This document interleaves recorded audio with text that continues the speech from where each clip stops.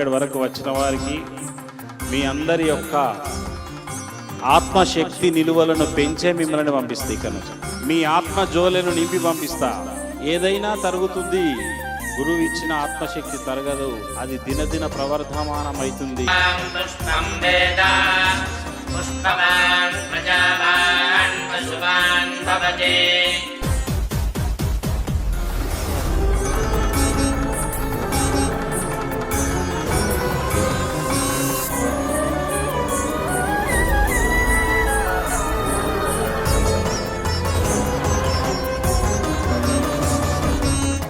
గురు అనుగ్రహం అనే మర్రి విత్తనం తాటి చెట్టు లాంటి జీవుడి లోపల పడ్డప్పుడు ఏమవుతుంది? తాటి చెట్టులో మర్రి విత్తనం పడితే కొన్ని ఏళ్లకు తాటి చెట్టులో మర్రి చెట్టు పెరిగి తాటి చెట్టే లేకుండా ఈ మర్రి చెట్టే ఉంటది.